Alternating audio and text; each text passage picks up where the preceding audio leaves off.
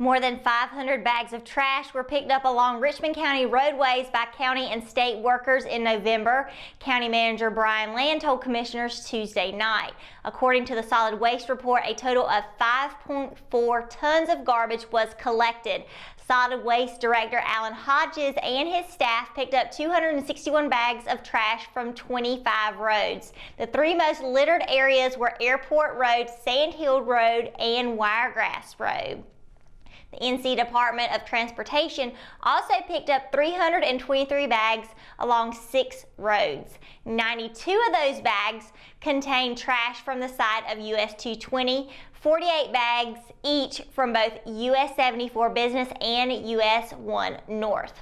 67 bags were from US 1 South, 40 bags from NC 381, and 28 bags from Galestown Road. State and county workers also cleaned up a total of 21 tires. The report shows Hodges also investigated 3 reported illegal dump sites on Sunday School Road, Seaboard Road, and in Cordova. The latter was cleaned up by the county, and the other 2 are pending cleanup by county and state workers. There were also 3 garbage burning investigations, and Hodges issued 1 warning notice and 2 citations. The collection numbers do show an improvement from September, when 8.8 tons of garbage were collected, which was up from 5.5 tons in August.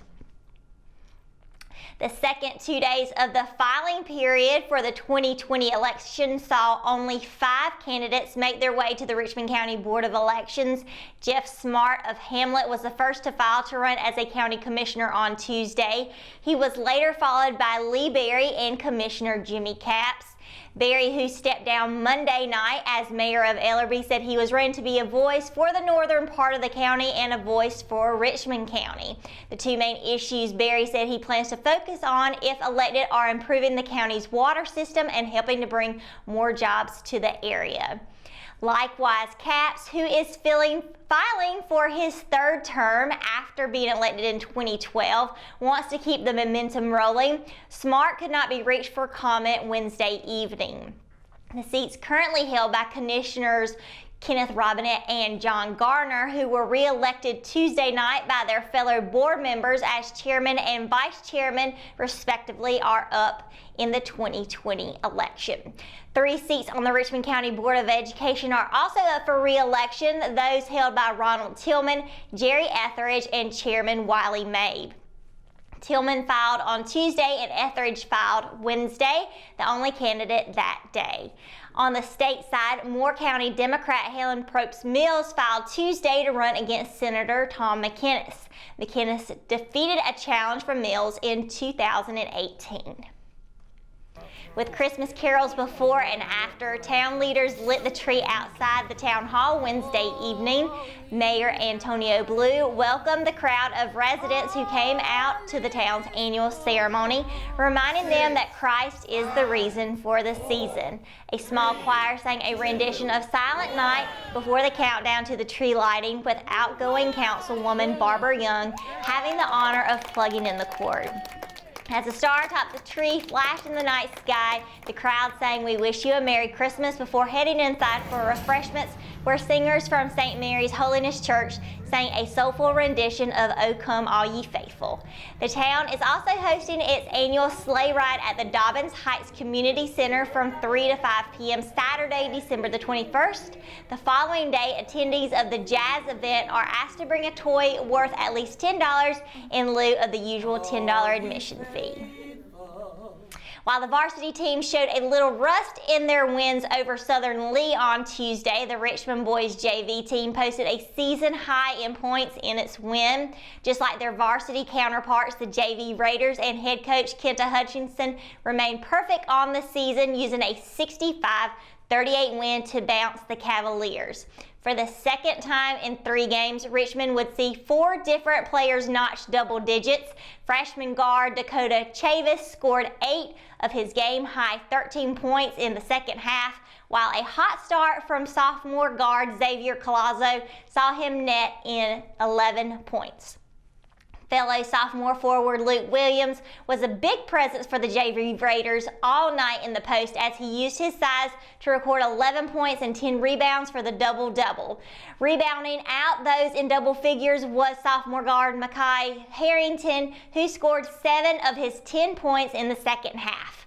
The JV Raiders will hit the hardwood Thursday in open SAC play when they travel to Purnell Sweat.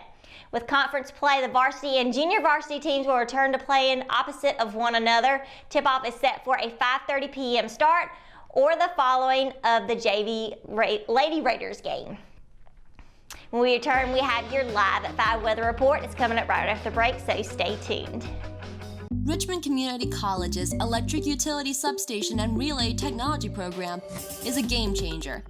Established as a partnership between Richmond CC and Duke Energy in 2011, this innovative, one-of-a-kind program was created to address the nation's growing demand for technicians capable of working on the protective relaying that controls America's high-voltage power grid. While entry-level technicians in the utility industry normally require 5 years of training, Richmond CC's 2-year program was crafted specifically to cut the training time in half and fast-track its students toward high-skill, high-wage jobs in the industry. Graduates to the EUSRT degree program are making between $50,000 and $75,000 in their first year of employment. As lead instructor Steve Lampley said, "We have the program, we have the jobs, now we need more students." Enroll in Richmond Community College's Electric Utility Substation and Relay Technology today. McNair Auto Sales is the place to buy your pre-owned car, truck, or van.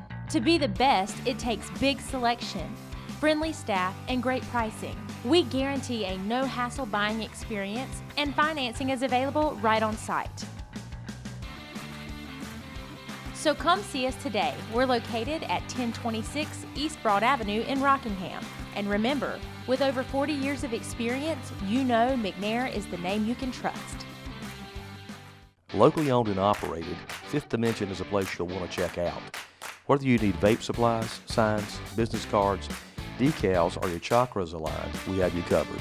Our in-house print shop has quick turnaround time and is open 7 days a week. We offer a wide range of products including natural stones, herbs, pendants, CBD, kratom, and more. Please visit us at 639 East Broad Avenue in Rockingham, North Carolina. That's 639 East Broad Avenue in Rockingham, North Carolina. At Richmond County Hospice, we strive to provide high-quality care to our patients and their families. Whether it's the incredible hospitality at the Haven House or from the comfort of your own home, you can count on Hospice to be there for you. We also offer monthly grief support groups, and our chaplain will be there to hold your hand in prayer. Through our amazing staff and our volunteers, Hospice has made difficult times easier for our community. Call the number on your screen if you feel that you or your loved one may benefit from our services. Richmond County Hospice. Peace, comfort, dignity. Your Live at 5 weather report is brought to you by RO Yellow, Richmond County's new online business directory. Happy Thursday, everyone. Hope you had a great one, especially with the Hamlet Christmas Parade that just took place a couple of hours ago down in Hamlet. And if you want to see that replay of the video, you can go to richmondobserver.com. It will be on there. If it's not on there now, it will be on there a little bit later in the evening. And let's talk about tonight's forecast. 7 o'clock, 48 degrees. Of course, if you were out there at the parade, you know that was cold. You know it's going to get colder tonight even more. 9 o'clock, we're going to be seeing 39, so it's going to drop down very significantly for the next 2 hours between those two times, and it will continue to go down from there. Looking at tomorrow, we are seeing a lot of clouds across the Sandhills. Starting in Fayetteville, there'll be a high of 60, low of 43. Rayford will be a high of 59, low of 42. Lumberton will be seeing a high of 62, low of 43. Then Warrenburg will be a high of 62, low of 42 there. Bennettsville will be seeing a high of 62, low of 42. Rockingham and Hamlet, which of course we're getting ready for a regular football game tomorrow night, be a high of 60, low of 42. Ellerby will be seeing a high of 59, low of 42. And then across the PD in Wadesboro, it'll be a high of 60 and a low of 42. And let's talk about that football game tomorrow night. Once again, it will be very, very warm for the most part for the rest of the day on Friday, but as we get down into the night, it will be 42 degrees for the low. And well, once again, bring a jacket. Now, Saturday is going to be a high of 55, low of 32. We'll be just right on the cusp of below freezing temperatures. That'll be partly cloudy skies. However, Sunday looking roughly the same with the clouds, high of 55, low of 48. And then Monday, we are seeing some precipitation in the area, 50% chance across the entire day, high of 66, low of 59.